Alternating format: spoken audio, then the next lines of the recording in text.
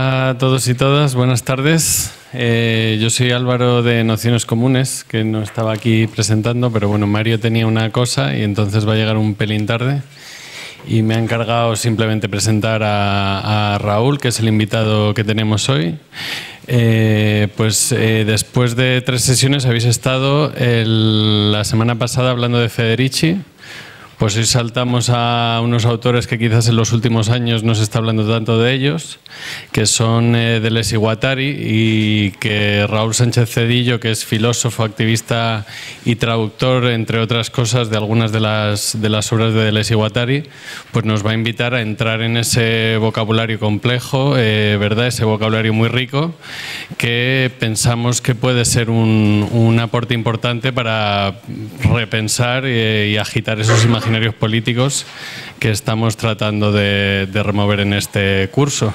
Entonces, pues bueno, sabéis que, bueno, como todos los autores y autoras que estamos tratando en el curso son muy largos, complejos, etcétera, y en una sesión pues no se puede resolver mucho. Entonces, pues nada, lo que vamos a tratar de hacer es una introducción para intentar salvar esa barrera que especialmente con Deleuze y Guattari existe, pues porque tienen, digamos, una densidad especial o una riqueza de vocabulario que al mismo tiempo que puede ser muy útil para pensar y para analizar, pues también tiene pues unas dificultades específicas y tal, ¿no? Entonces, pues bueno, pues Raúl es un conocedor de la obra de Deleuze y Guattari desde hace mucho tiempo, así que esperamos que os sirva y que nos dé herramientas para remover esos imaginarios. Y nada más, pues serán unos 40-50 minutos, como mucho. Si veis que se enrolla, mirarle y cortarle.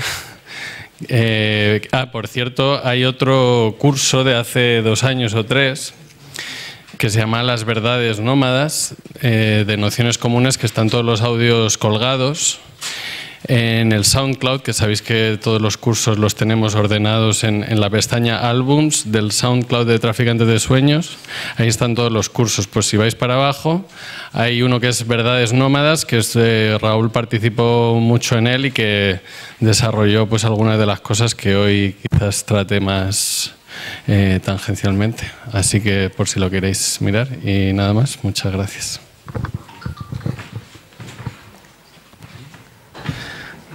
Pues gracias, Álvaro. Sí, en efecto, es un tema aparentemente complejo. ¿Por qué? Pues básicamente porque yo creo que se trata de invenciones, ¿no? De invenciones conceptuales, de invenciones teóricas y de una serie de conceptos y de categorías, de herramientas que están fechadas y que están vinculadas a un contexto, ¿no? Descontextualizadas, pues justamente parecen abstractas, rebuscadas, arbitrarias. Yo creo que no es así y digamos, en el tiempo disponible, que por sí, pues desde luego es insuficiente, intentaré animaros justamente a, si es que habéis tenido ese problema, a romper esa sensación o esa percepción de que es difícil, inaccesible. Lo primero, recordando un dicho de los propios Deleuze y Guattari, que hablan de su libro, ¿no? El Antiedipo, cuando salió.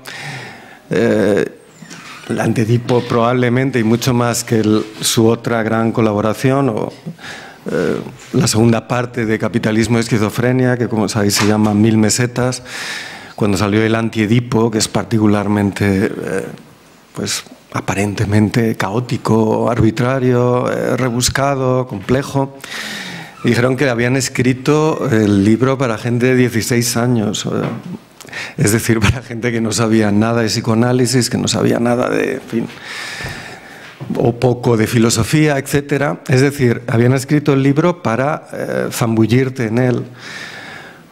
Y bueno, pues yo más o menos tuve un poco la suerte de tener esa experiencia, porque yo lo leí, recuerdo, o intenté leerlo, ¿no? Digamos, lo mantenía ante los ojos durante distintos periodos, con 18, 19 años, ¿no? Y obviamente no entendía nada. Pero, digamos, la virtud de esto, de su escritura y de su pensamiento, yo creo que es que aunque no entiendas nada, crees que estás pillando algo, ¿no? Y eso te anima a seguir, hasta que parece que ya, digamos, como un ser anfibio, ya formas parte, ¿no?, de ese universo conceptual, ya puedes relacionar cosas, ya las utilizas, ¿no? Y yo creo que esa es una característica definitoria de la práctica discursiva, de la práctica filosófica de Deleuze-Guattari, que es hacer cajas de herramientas, ¿no? Uno no se pregunta de qué está hecho, digamos, por volver al tiempo analógico, de qué está hecho, pues, la llave inglesa, de qué está hecho el alicate, etcétera, sino para qué sirve. Solo en segunda o tercera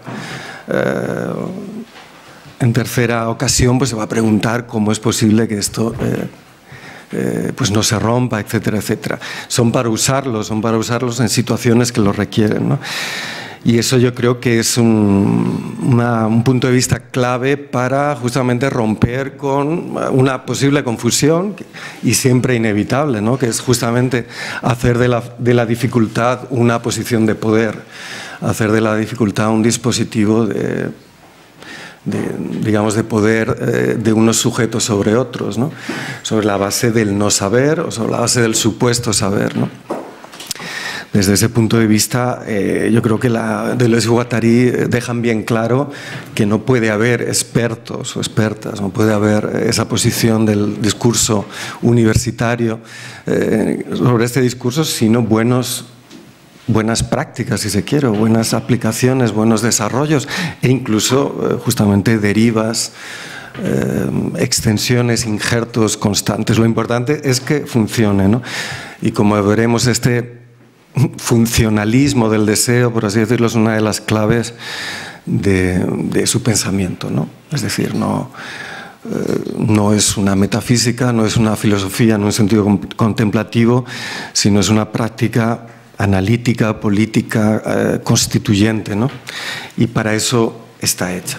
Yo creo que es interesante dar algunas notas biográficas y de contexto de Deleuze-Guattari. Voy a ser muy breve porque también lo tenéis, yo creo, bastante accesible en la red, ¿no? Hay muchos recursos, por suerte, en castellano.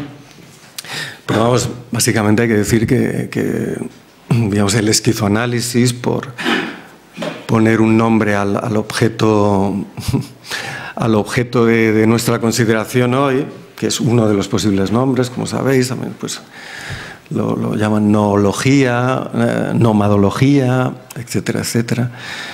Pero bueno, esquizoanálisis dice bastante de esa genealogía, ¿no? El esquizoanálisis pues nace de un encuentro, ¿no? Si estuvisteis en la exposición de Mario, ¿no? Aunque no la he oído, pero probablemente habló de ello, de Althusser, ¿no?, que hablaba del materialismo aleatorio, ¿no?, de esa contingencia creativa que es la verdadera ley impredecible de la naturaleza de las cosas. Pues ciertamente en este caso un encuentro relativamente aleatorio, lo de Deleuze-Guattari, significó que dos biografías, una, la de Deleuze, pues bastante particular para lo que era un intelectual varón francés de la segunda posguerra, ¿no? Siempre se señala, pues bueno, no había pasado por el psicoanálisis, ni freudiano ni lacaniano. Es decir, no se había psicoanalizado y no tenía esa dependencia que era verdaderamente fundamental en la economía y en la vida política institucional de las instituciones de saber en Francia, ¿no? Otro que no se psicoanalizaba era Sartre, ¿no? Sartre, pero claro, él ya tenía una posición conquistada desde antes.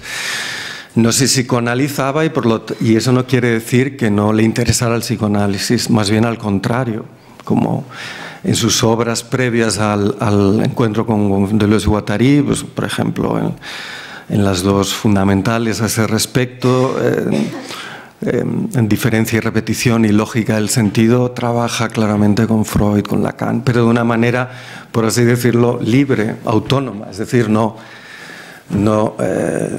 condicionada por lo estaré diciendo bien, ¿no? O qué dirá mi analista, sino de una manera, digamos, transgresora, ¿no? También en el libro sobre Sacher-Masoch, ¿no? Que justamente rompe ahí con la supuesta unidad entre sadismo y masoquismo, ¿no? Y elabora una propia particularidad de las prácticas masoquistas, ¿no? Contra las interpretaciones psicoanalíticas de ese tipo de prácticas, ¿no? Otra cosa es que nunca fue del Partido Comunista, ¿no? Hasta Foucault fue del Partido Comunista y, bueno, todo el mundo prácticamente, ¿no? Y prácticamente los cuadros de la derecha de los años 70, los intelectuales habían estado en el Partido Comunista. Es algo parecido como lo que aquí pasó en la dictadura, pero allí mucho más masivo, puesto que justamente no había una dictadura, ¿no? Y el Partido Comunista era el partido de la liberación, era el partido de los maquis, era un partido de enorme prestigio, pero al mismo tiempo terriblemente stalinista en su política de los intelectuales, ¿no? Era difícil estar, entonces estuvo todo el mundo, pero poco. Solo personajes digo, de los excepcionales, ¿no? Como Althusser, ¿no? Estuvieron ahí hasta que le echaron, y también por su peripecia vital, pues no era susceptible de ser militante, ¿no? Y eso es importante, ¿no? Y luego otra cosa es que no, digamos, no fue un adepto dogmático del estructuralismo, ¿no? A la Lévi-Strauss, etcétera, sino que lo usó de una manera creativa. Eso le facultaba, por así decirlo, para tener una receptividad, una actitud abierta a cosas que estaban pasando en el pensamiento y en las prácticas anteriores al 68, ¿no?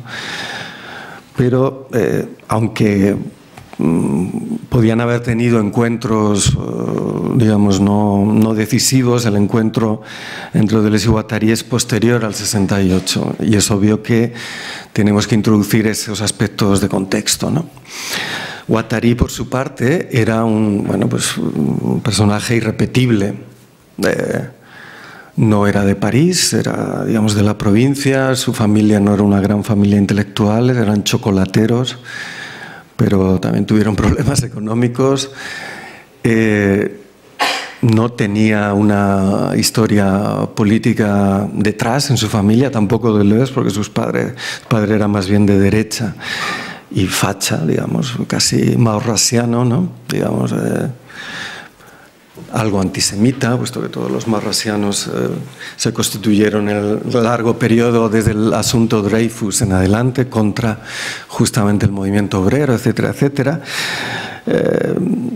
Y en el caso de Guattari, pues lo mismo, pero desde los 14, 15 años y por también elementos biográficos sobre los que él no dejó de volver, ¿no? Cosas que le pasaron de niño, por ejemplo, como ver morirse a su abuelo mientras estaba jugando con él, ¿no? De ahí le viene pues una especie de sentido de la precariedad y la finitud de la existencia, ¿no? Que yo creo que marca su formación intelectual y también justamente su concepción del análisis, ¿no? Contra la trascendencia, contra una falsa idea de infinitud o de permanencia y eternidad, o contra los consuelos del alma que también el propio psicoanálisis podía ofrecer, o todas las formas de trascendencia política. El tema de la finitud, es decir, de que las cosas se acaban y es bueno que se acaben, incluidas las propias vidas de las personas, es un elemento fundamental. Y otro elemento es pues que era, ¿no? Pues lo que podríamos decir vulgarmente un culo de mal asiento, es decir, que le interesaba todo, la ciencia ficción, la cibernética, Kierkegaard, ¿no? Como un autor justamente no canónico, pero que justamente apela a esa demanda de respuestas a ese sentido de la precariedad y esa angustia de la existencia. Pero lo definitorio probablemente es justamente su vínculo, por un lado, con los grupos de la extrema izquierda de los años 50 en Francia, como grupos trotskistas, pero no de la corriente, digamos, más mayoritaria o más sensata, podríamos decir, que es la del secretariado de la Cuarta Internacional, de Pablo, luego Mandel, etcétera. Vamos, que son los antepasados de anticapitalistas aquí, sino con grupos más frikis, podríamos decir, como el PCI de Lambert y otros personajes.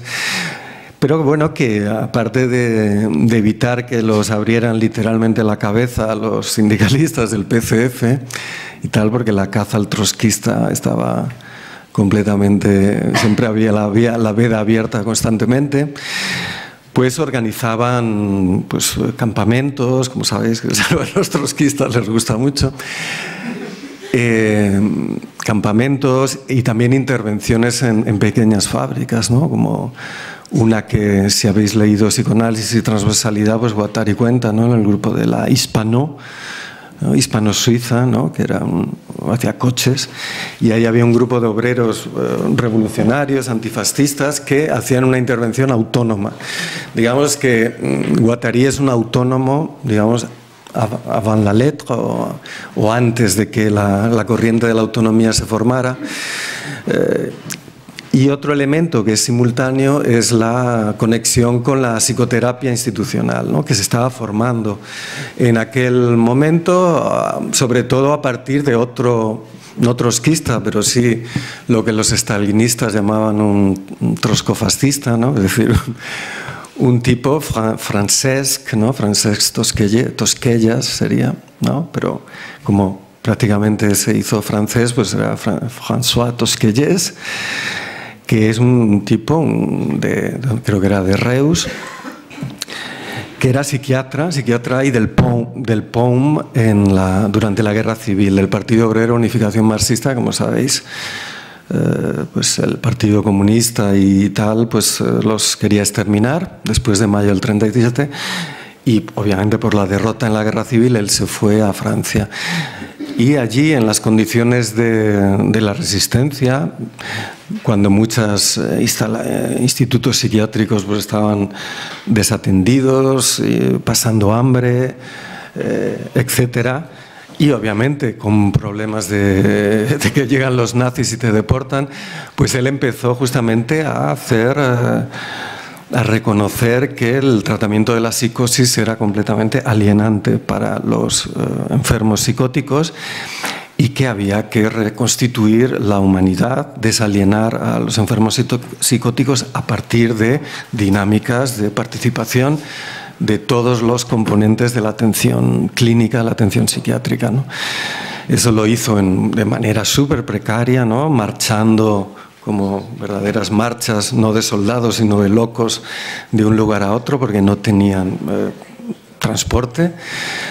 Y se instalaron en San Albán, en una de las primeras críticas, donde estaba un joven que era amigo de Guattari, que era Jean Houry, que luego fue fundador junto a Guattari de la clínica de la Borde. Y allí, pues en San Albán, se forma Jean Houry y al mismo tiempo pues comunica con este joven que tiene 15 o 16 años. Jean Houry es un poco como el hermano mayor, porque Jean Houry tiene 20 o así.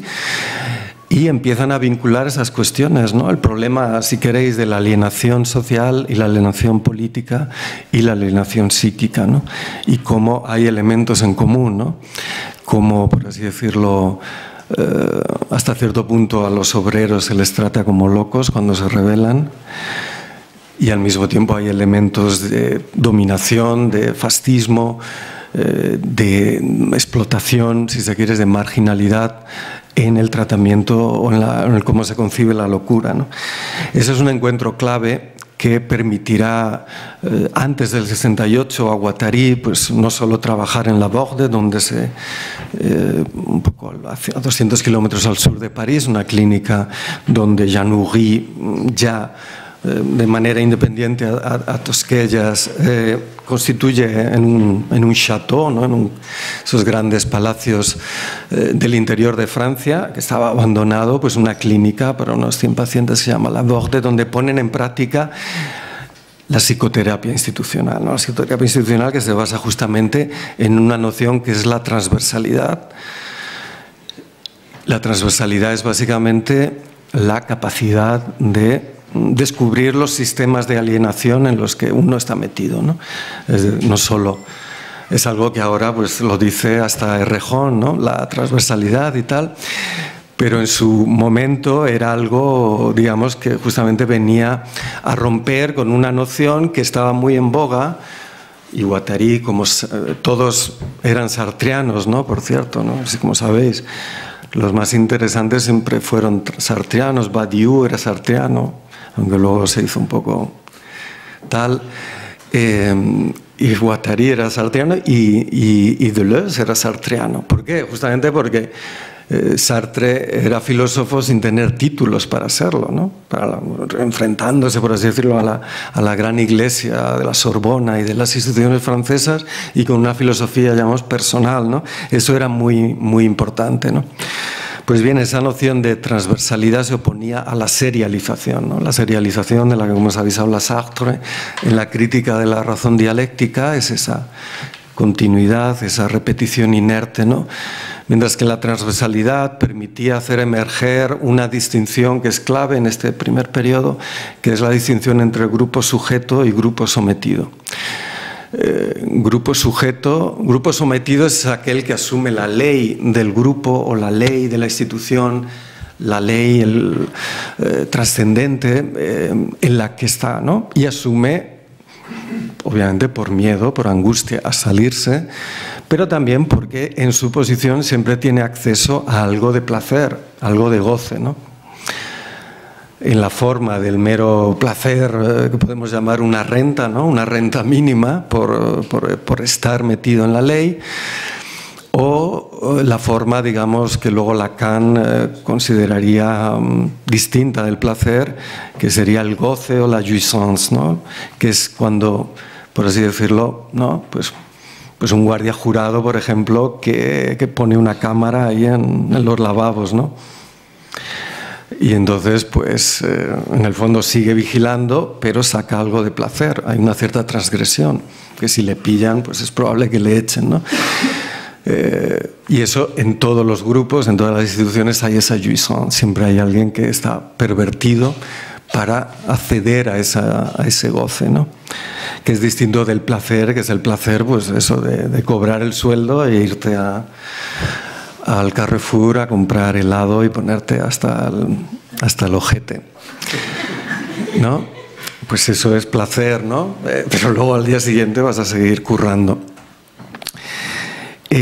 Pues bien, el grupo sometido es el que acepta esa ley. El grupo sujeto es el que asume, primero, que tanto que el grupo es finito y por lo tanto hay un elemento de responsabilización, de finitización, una inmersión en la inmanencia, ¿no? De esa existencia del grupo y en las implicaciones de un sentido u otro de sus decisiones, ¿no?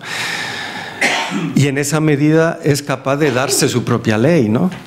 Como sabéis, eso, hay una gran resonancia entre las distinciones, ¿no? de Sartre, ¿no? Entre el grupo práctico, entre lo práctico inerte y el conjunto activo, ¿no? En la medida en que es justamente en la medida en que soy finito me doy mi propia ley, es decir, asumo mi capacidad constitutiva, ¿no? Sin garantías, sin fundamentación, sin trascendencia, sin ninguna previsión de éxito, sino que me lanzo a eso, ¿no? Todos los grupos en la práctica analítica de la psicoterapia institucional, y podríamos generalizar, oscilan, ¿no? Hay que ver un poco de dónde saca también Guattari estas cosas, justamente de los grupos políticos. Él estaba en grupos trotskistas donde había escisiones cada X tiempo que parecían ya la definitiva. Este es el embrión de la nueva internacional, pero a los 6 meses se habían vuelto a escindir. ¿Por qué? Porque justamente eran incapaces de salir de esa dialéctica entre un grupo sometido, es decir, que cree 5, 10, 20 personas que tiene la tarea histórica de refundar y de salvar al movimiento obrero y de hacer la revolución mundial, y otros grupos que asumen que no son más que 4 gatos y que lo que tienen que hacer mientras les vaya bien, mientras funcione, es constituir algo, crear algo y luego ya se verá, ¿no? Esa distinción es fundamental y si lo pensamos un poco sigue siendo plenamente actual. Y es una distinción muy útil para hacer, por así decirlo, la clínica de los grupos políticos actuales, ¿no? ¿Y por qué? Cuando todas las condiciones parecen óptimas, se continúa volviendo al sectarismo, a las fijaciones identitarias, etc. Bueno, este contexto emerge, ¿no? Emerge como por así decirlo, casi como un principio de realidad por un tiempo breve con el 68, ¿no? que permite a Guattari pues, ver y a Deleuze ver, por un lado, si queréis, desde el punto de vista de Deleuze, que las categorías del psicoanálisis no explican el 68, ¿no? Y para Guattari que justamente se ha producido una proliferación de grupos sujetos, ¿no? Se ha producido, el 68 es lo que luego se llamaría un analizador, ¿no? Una situación que por su misma existencia es capaz de permitir a distintos grupos, a distintos sujetos de analizar su propia subjetividad o su propia alienación o su propio bloqueo o de construir su propio deseo, ¿no? De una manera, digamos, libre, autónoma o en ruptura con las instituciones dominantes o las instituciones que podríamos decir todavía muy disciplinarias de aquel periodo. Acordaos de los acontecimientos sintomáticos, ¿no? Del 68 en París, que un poquito antes del 68, en febrero, ¿no? Cuando surge el movimiento 22 de marzo, surge porque la Universidad de Nanterre, que era una universidad tecnocrática recién hecha, ¿no? La gran tecnocracia francesa, pues, y ahí estaba Cohn-Bendit y otros, se produjo un conflicto porque había dormitorios segregados por género, ¿no? O por sexo, que decían entonces.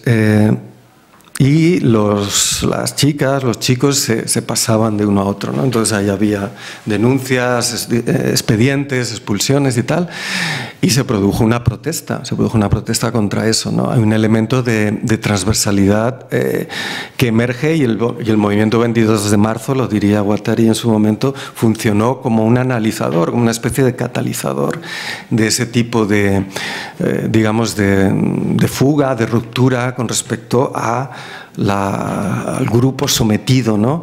O al conjunto de grupos sometidos que era el ser estudiante en aquel momento, donde, como sabéis, pues bueno, la promesa era ser lo que en Francia se llamaba un cadre, ¿no? De la gran empresa pública, de la universidad, un ingeniero, alguien que domina sobre la masa trabajadora, ¿no?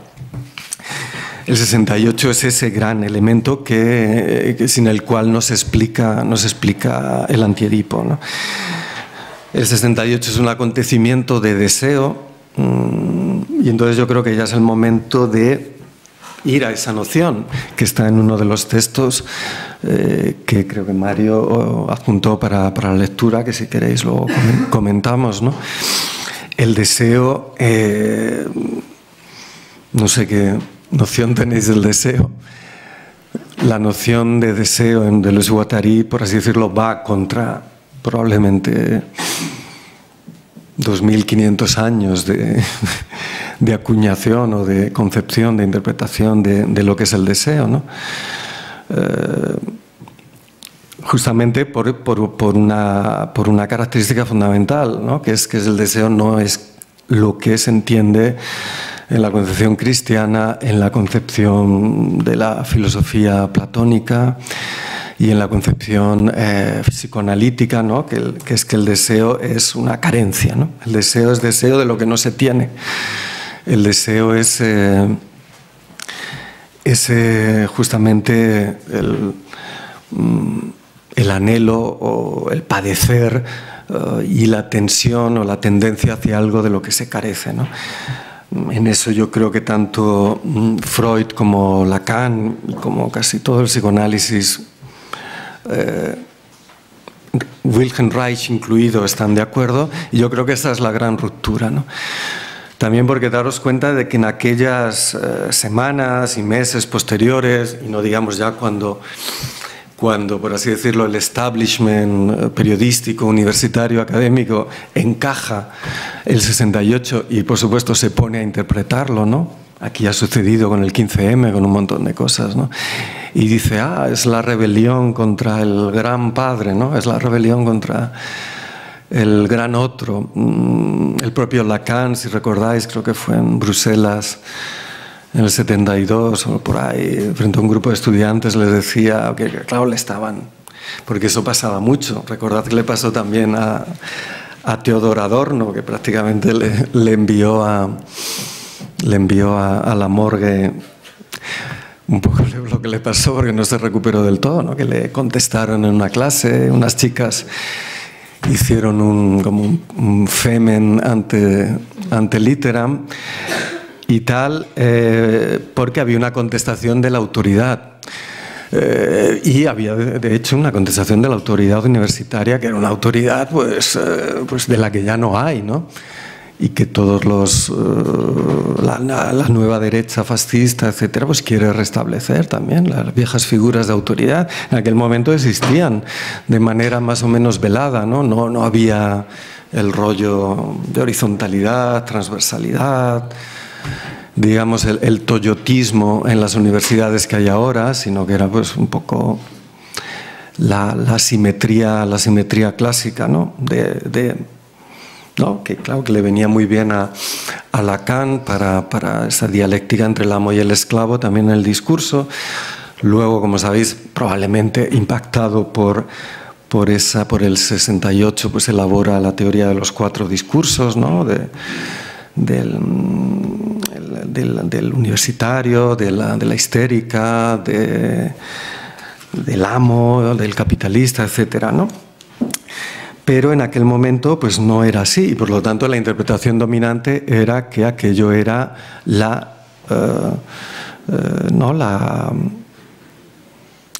digamos, el rechazo de la represión del deseo, ¿no? Es decir, este paradigma represivo sobre el que luego pues Foucault alertará, ¿no? De que, ojo, que lo de la represión es una trampa, ¿no? Es decir, que bajo los discursos de hablemos, liberemos, hablemos de sexo, hablemos de tal, lo que hay son tecnologías del sexo, ¿no? Tecnologías digamos, de control, estrategias de influencia sobre las acciones posibles de los sujetos a partir de su propia enunciación, ¿no?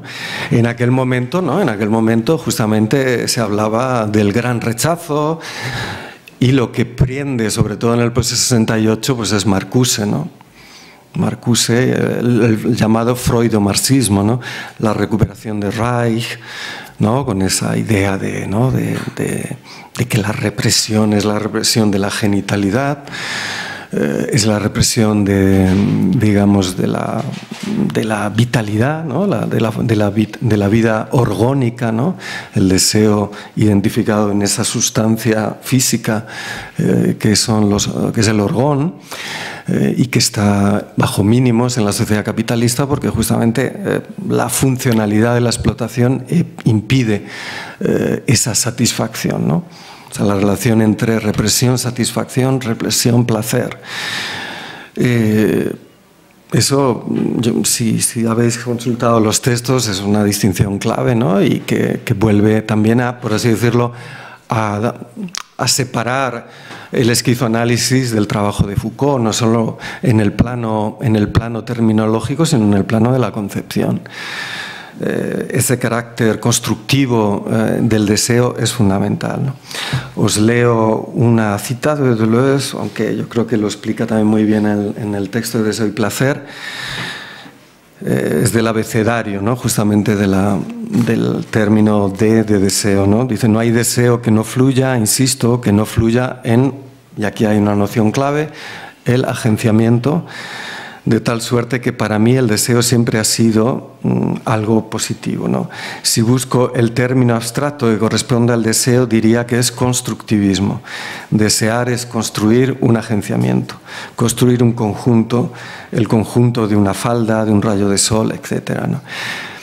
Es decir, que el 68 es el izquierdismo, las comunas, el movimiento de liberación de las mujeres, el movimiento gay, es decir, todo eso que luego se encapsuló en los nuevos movimientos sociales o las minorías y que ahora está tremendamente codificado y en aquel momento era explosivo y que estaba codificado, ¿no?, como la lucha contra la sociedad disciplinaria, pues no era la liberación de lo oculto, de lo reprimido, de lo latente, ¿no? Era la afirmación constructiva del propio deseo, ¿no?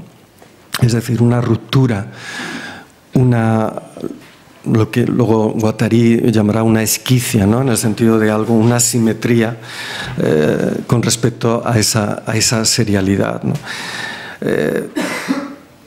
Entonces tenemos aquí unos términos claves, ¿no? Deseo, que no hay que confundir con placer. Antes he comentado un poco que el placer es básicamente una renta por estar en la máquina, ¿no?, o en la estructura, sería más correcto decir. Y el deseo es afirmativo, constructivo. El deseo no es la tensión hacia lo que se carece, sino que el deseo es, mejor llamémoslo, apropiación. Es agenciamiento, ¿no? Como sabéis, agenciamiento es la traducción, una de las posibles traducciones de agencement, que es un término bastante común en francés, que sería un poco entre el bricolaje, el ensamblaje, el agarrar cosas muy heterogéneas para hacer algo que funcione, ¿no? Es un término que implica siempre una práctica, por eso yo prefiero agenciamiento, porque indica agente, ¿no? Indica una práctica, una acción. Ensamblaje, disposición son también correctos, puesto que ahí hay una juntura, por así decirlo, de cosas heterogéneas. Cuando no funciona es una especie de Frankenstein, cuando funciona es una quimera extraordinaria. Y disposición, puesto que hay ese juego de tensiones, de tensores, ¿no? Dispositif, ¿no? Disposición es algo que viene de Foucault. En fin, no es tan importante la traducción, lo importante es saber para qué sirve. El deseo siempre es construir agenciamientos. Y agenciamiento es directamente una práctica de apropiación del mundo.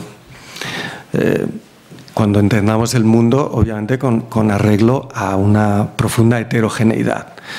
El deseo siempre cristaliza, o el agenciamiento siempre cristaliza a partir de lo que Guattari llama una heterogénesis, ¿no? Yo creo que se entiende bien la palabra, ¿no? Es el origen a partir de cosas que son heterogéneas, ¿no? Es decir, de cosas dispares, de elementos que son, llamémoslo, espirituales o estéticos o matemáticos o filosóficos, de elementos puramente materiales, plásticos, de máquinas versus afectos, etcétera, ¿no? Luego veremos un poco en qué se determina esto con respecto a, por ejemplo, la tópica lacaniana o la tópica de Freud, ¿no? Los componentes del agenciamiento, ¿no?, que es importante para cualquier aproximación, ¿no? Pero ahora basta decir eso, ¿no?, que el deseo es un agenciamiento, y un agenciamiento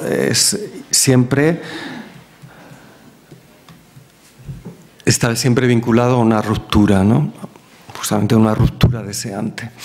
En aquel periodo, justamente para combatir o para posicionarse contra todas las formas de recuperación del 68, de ese acontecimiento, no solo las reaccionarias, sino sobre todo las izquierdistas, ¿no? Pues el 68 termina pues con la formación de grupos sectarios o grupos identitarios, en Francia estoy hablando, ¿no? Por ejemplo, pues los trotskistas, los maoístas, la izquierda proletaria, separados, lo que en aquel momento se llamó el izquierdismo, el gauchismo, ¿no?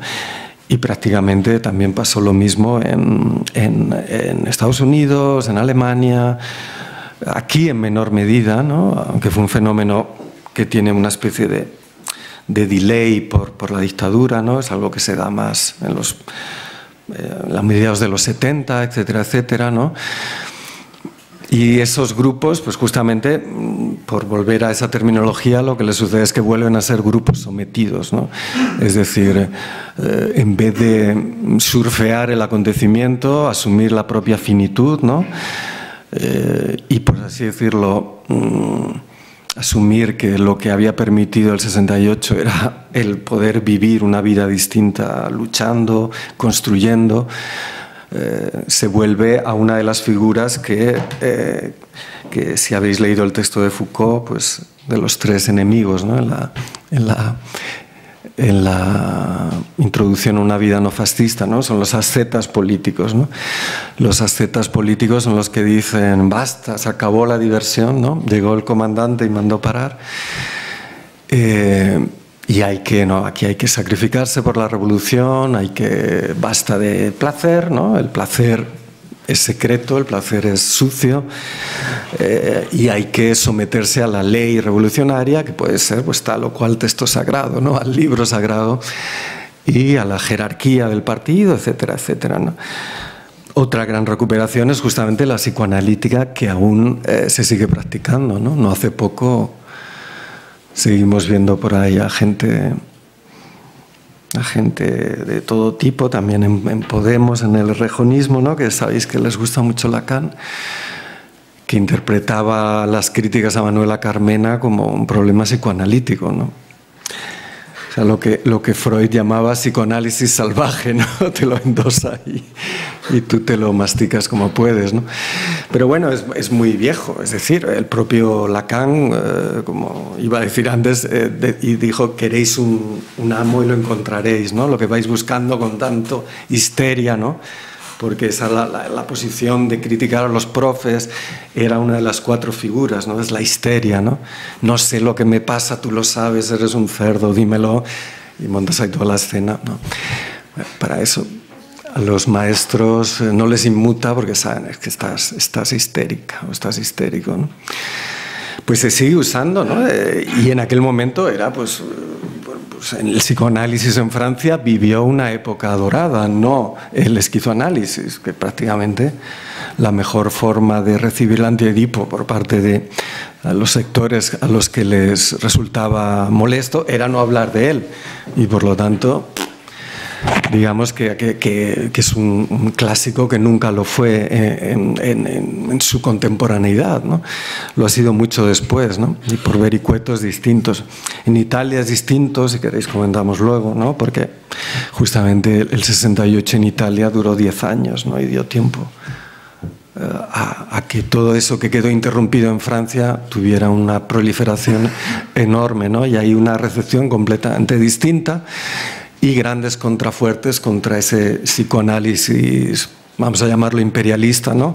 Como era también elementos de antipsiquiatría y sobre todo la práctica y la teorización de Franco Basaglia, ¿no? Contra la institución cerrada, contra los manicomios, contra la bestialidad con la que se trataba la locura, ¿no?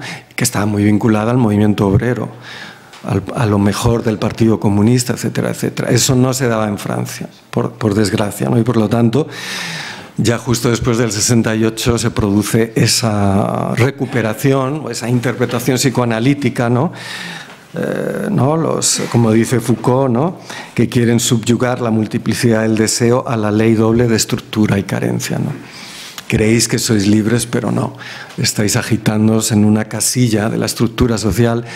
Ya estáis cumpliendo una función ritual en la socialización. Cuando seáis mayores, pues ya veréis, ¿no?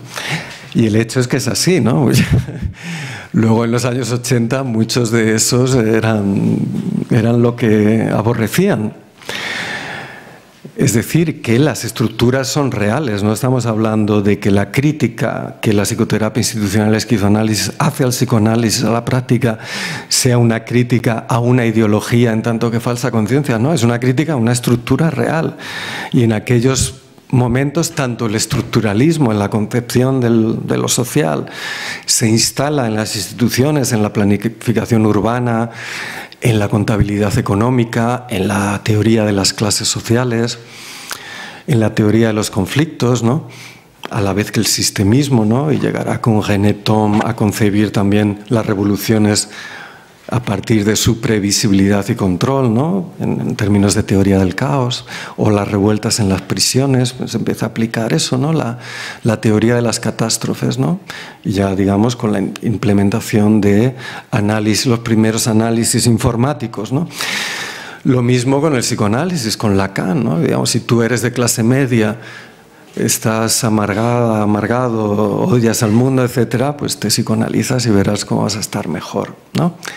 Pero hace falta billetes porque en aquel momento, pues la cuestión del dinero, como sabéis, es fundamental en el análisis, es una cosa muy sucia, pero sin dinero la cosa no funciona.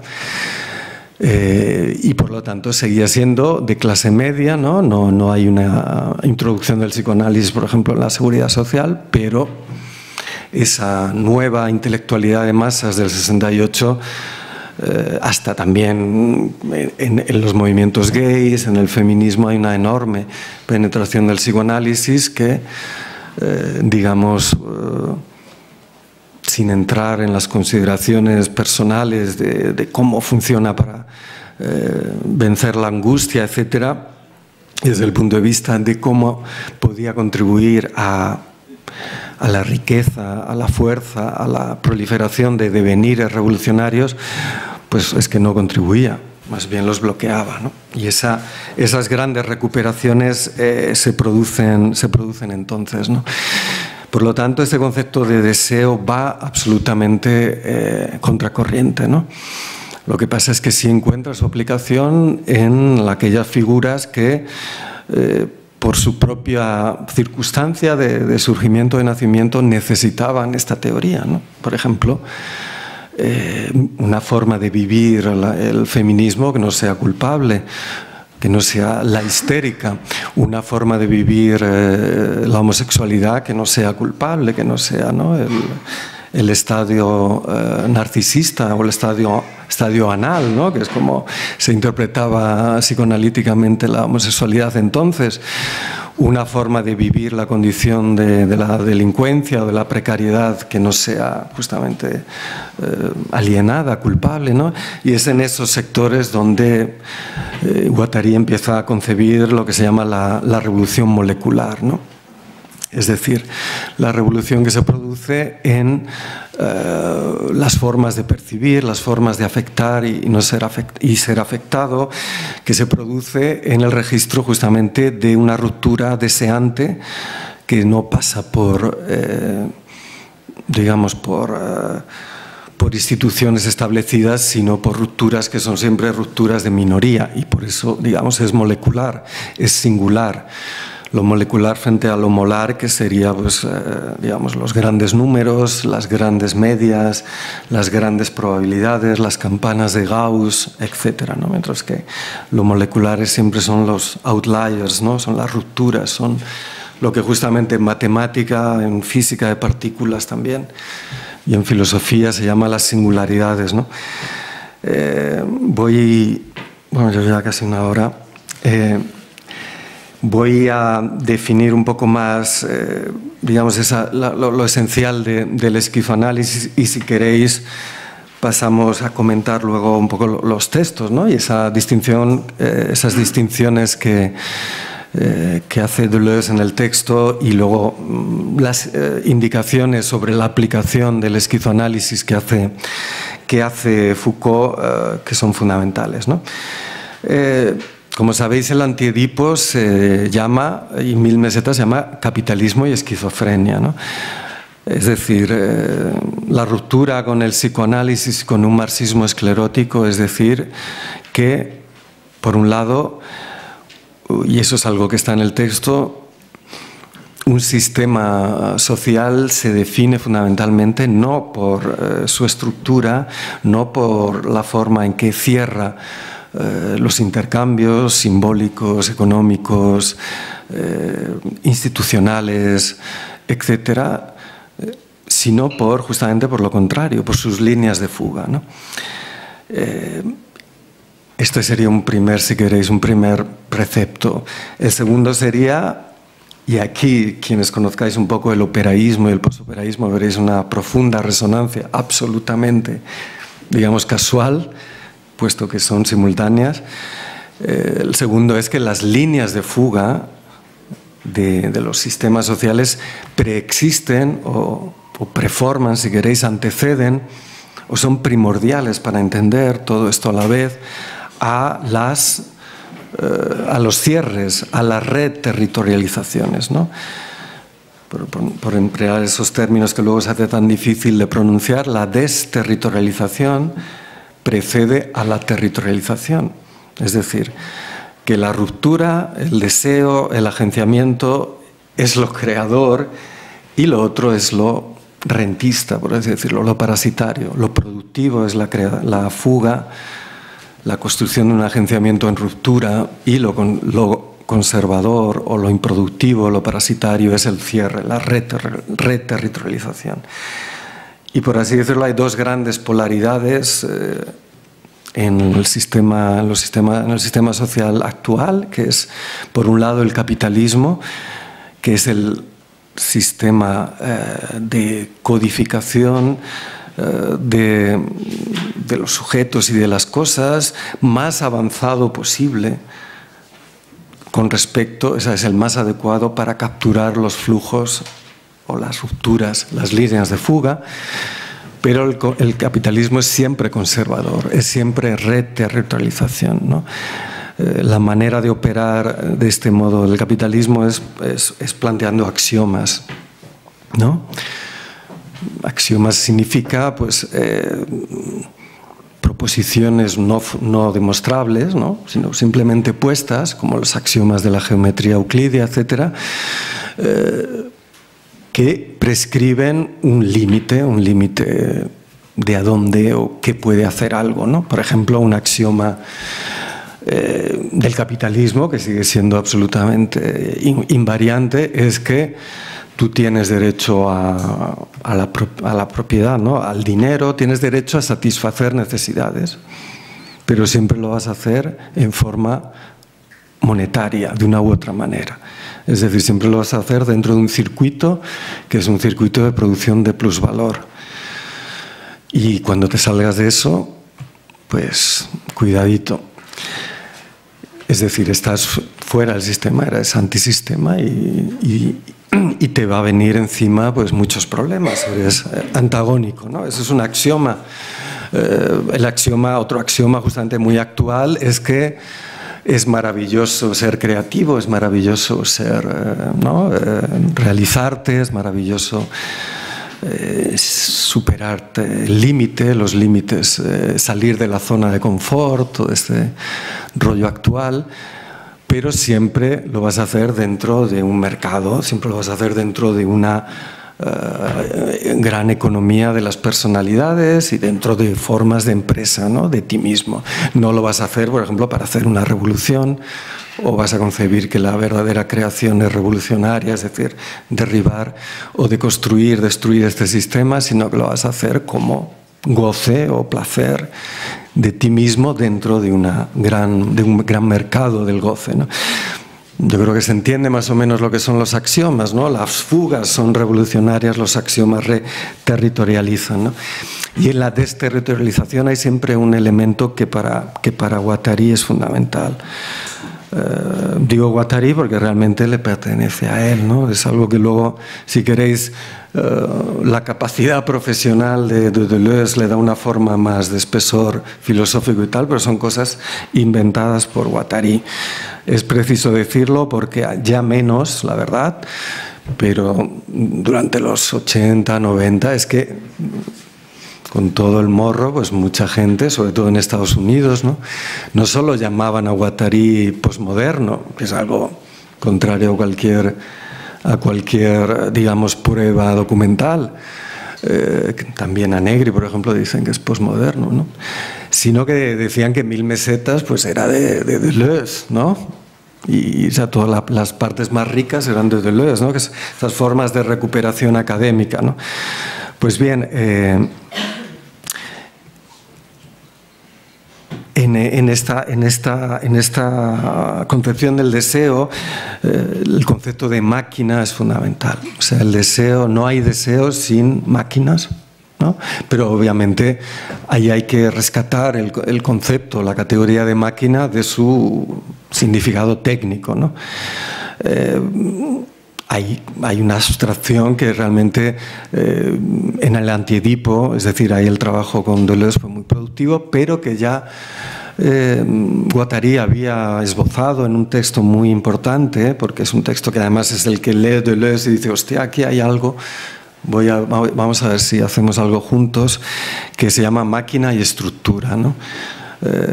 Cómo introducir el deseo dentro, además, pensadlo un poco, de un ámbito del concepto donde todo era estructuralismo, ¿no? Abrías una puerta y te salía Lévi-Strauss, abrías otra, te salía Derrida, por otra te salía Lacan.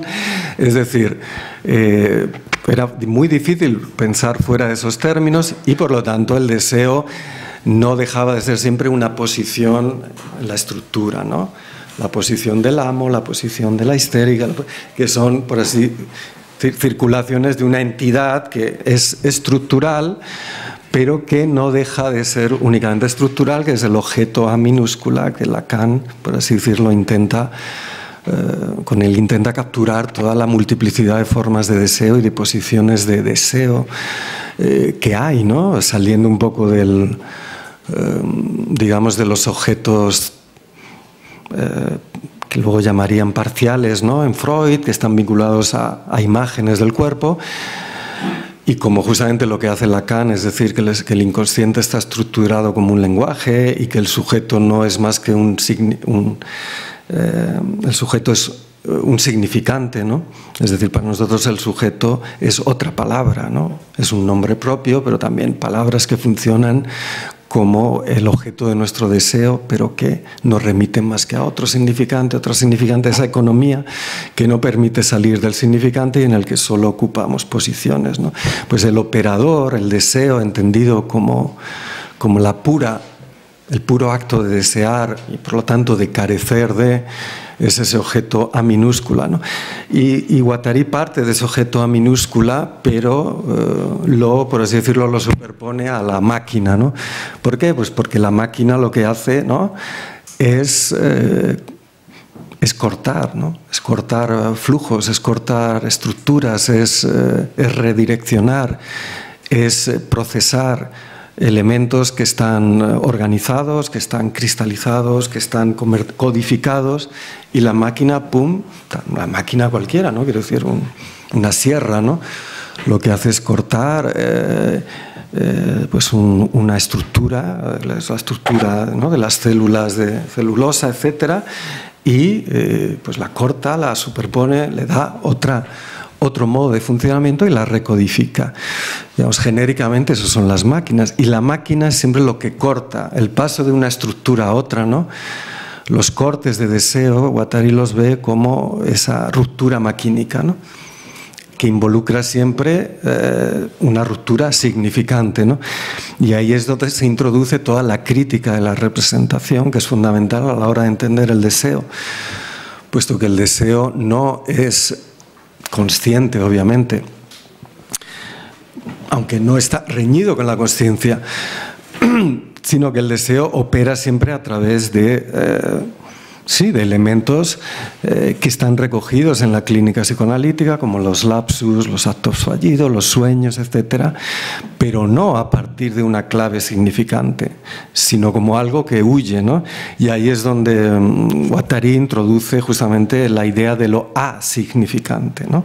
Signos que no significan nada, sino que lo único que hacen es huir como cabezas buscadoras para encontrar otros elementos, una heterogénesis que les permita relacionarse prácticamente en un agenciamiento con cosas y producir algo, ¿no? Es decir, cuando yo digo deseo la revolución, o más bien no lo digo, sino que lo percibo, lo siento,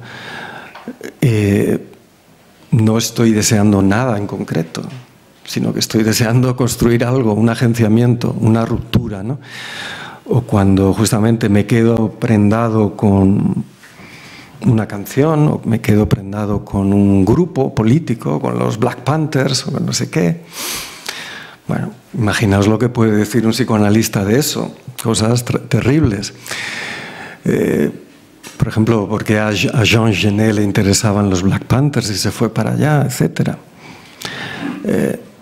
No hay nada que interpretar, no hay nada que significar, es el puro deseo de devenir Black Panther, ¿no?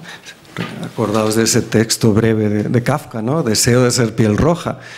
Deseo de ser piel roja porque quiero construir un agenciamiento parecido al de los pieles rojas que me permita percibir lo que percibe alguien montado en un caballo sin silla de montar y tirando flechas y jugándome la vida.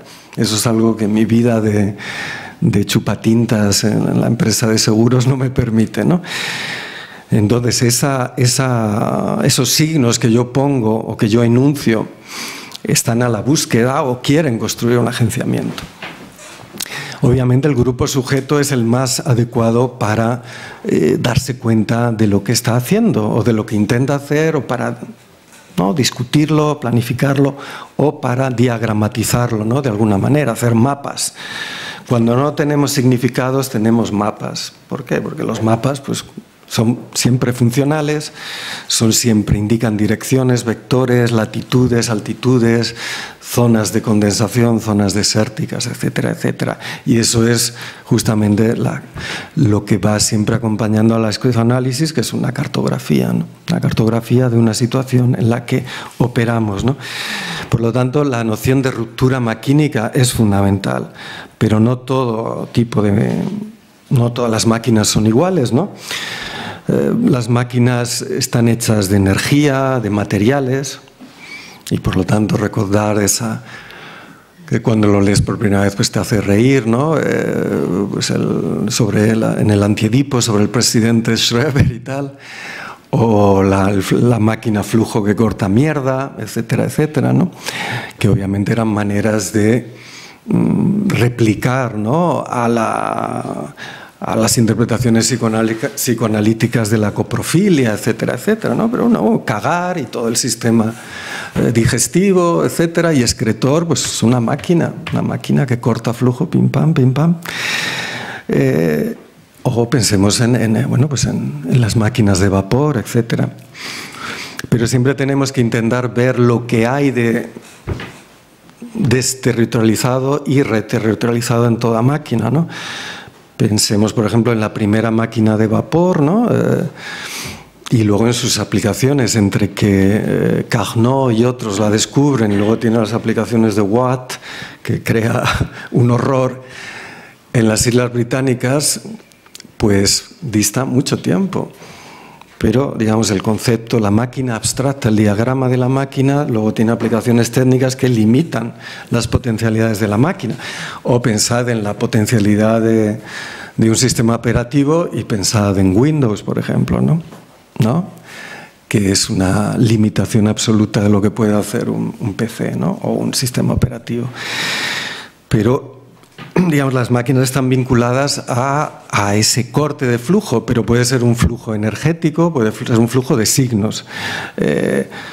Y por lo tanto tenemos componentes materiales, energéticas, semióticas, diagramáticas, los algoritmos, tenemos informaciones y representaciones, y tenemos también pues, máquinas deseantes humanas, ¿no?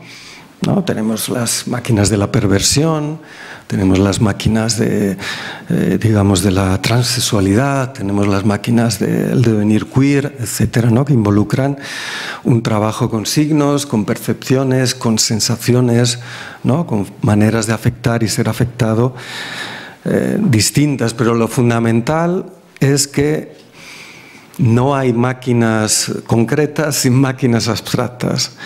Y el elemento de máquina abstracta es fundamental. Parece difícil de entender, pero pensemos básicamente en componentes que por su propia desterritorialización no tienen forma, color, no tienen, digamos, características perceptibles, sino que son puramente operativas. Solo las podemos ver o operar con ellas a partir de un diagrama, ¿no? digamos, los planos de un mecano son el mapa de la máquina abstracta relativa al mecano, ¿no? O al Lego que vamos a construir. Pero si podemos disponer y manipular ese mapa, veremos que se puede hacer de 1000 maneras, ¿no? Lo que está ahí funcionando es la máquina abstracta.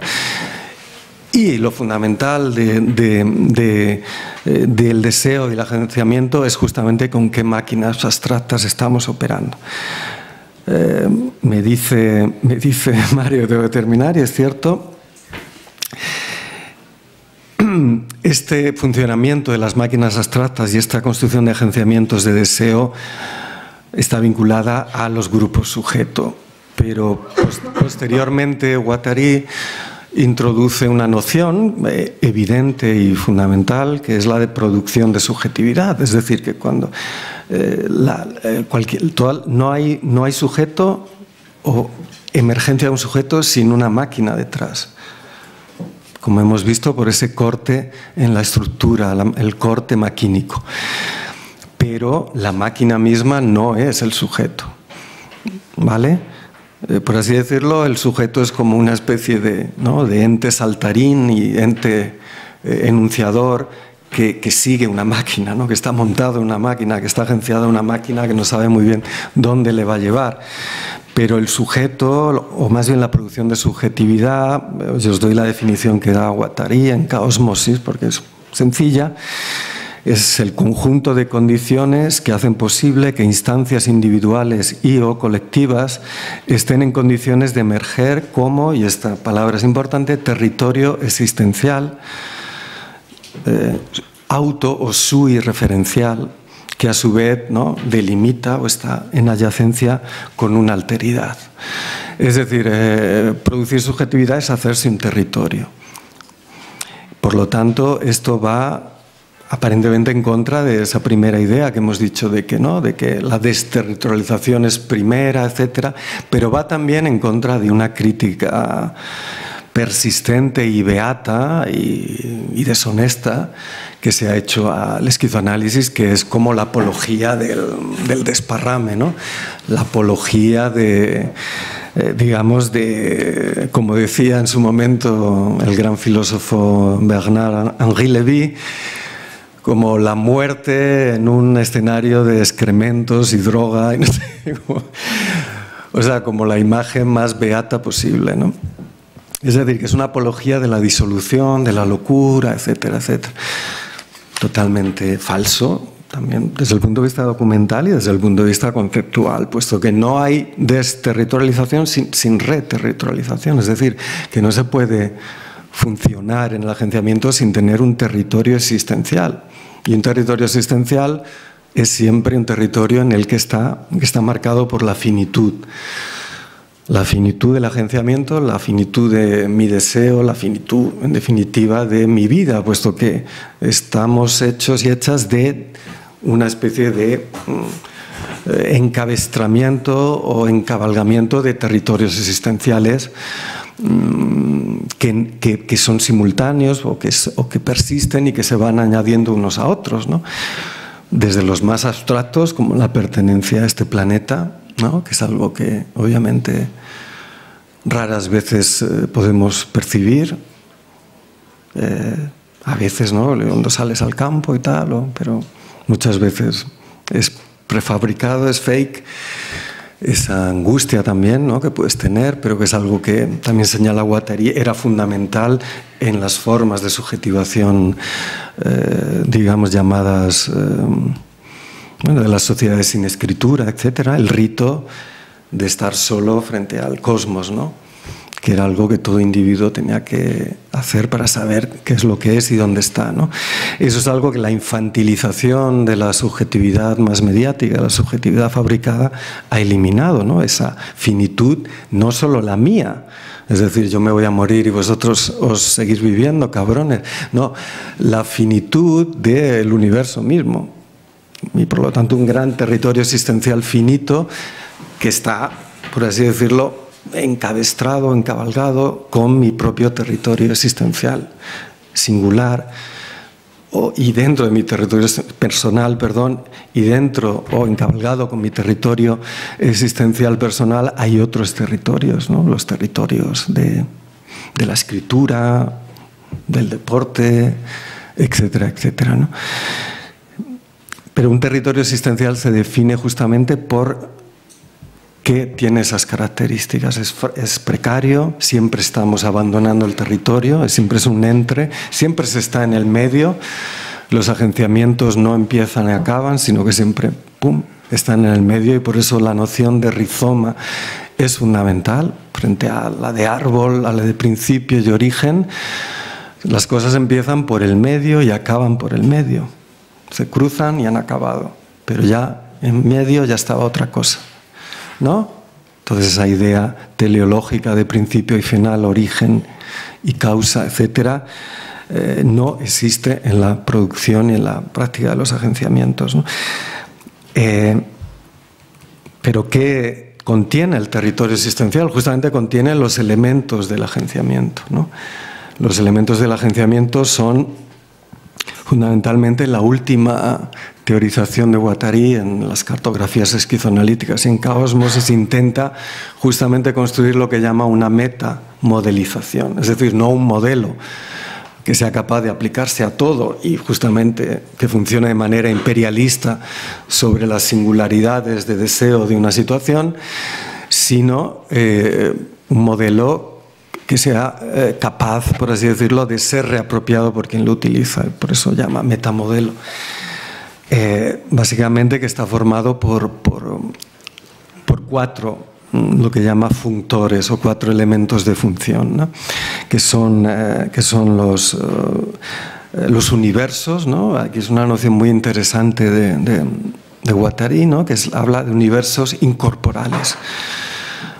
Y eso es algo que justamente para pensar el 68 o algo que probablemente hayáis vivido aquí, es el 15M, es algo muy fundamental, ¿no? Porque de repente, de un día para otro, ¿no?, la gente se rebela, la gente desobedece, la gente está contenta, junta, todo fluye, estar juntos da más fuerza, etc. Bueno, pues porque ha habido un contagio afectivo, porque se ha producido un agenciamiento, pero a partir de una invención o de una capacidad de emitir otro tipo de signos y de emitir otro tipo de afectos. Y esos afectos no son cantidades energéticas de líbido, ¿no? Como en Freud, ¿no?, que hay esas metáforas de la energía, y en Reich no digamos, ya con los medidores de Orgón. Sino que son incorporales y esta noción es muy importante, puesto que los afectos son incorporales y por lo tanto hay una dimensión de la subjetividad que es inaferrable desde el punto de vista de la física o desde el punto de vista de la métrica, más ¿no?, de la estadística, que es justamente la de los registros incorporales. ¿Y qué producen los afectos? Pues justamente intensidades, ¿no? Intensidades de afecto, intensidades, grados de potencia, que no son medibles, puesto que son inconmensurables, ¿no? Puesto que si los quisiéramos medir, por ejemplo, ¿no?, ¿cuánto has sentido tú el 15M? ¿No? Pues lo tienes que comunicar con alguien con quien su propia actitud afectiva va a influir en tu medida bastante, ¿no? Si es Manuela Carmena, pues te va a dar un bajón.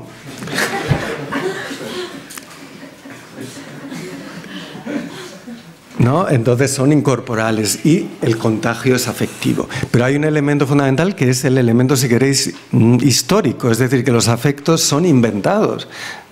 O sea que igual que hay un afecto Comuna de París que se inventa y se transmite, hay un afecto 68 y hay un afecto 15M, ¿no? Para lo bueno y para lo malo, es decir, que nadie volverá a sentir igual ese afecto, pero que ha transformado las vidas, ¿no?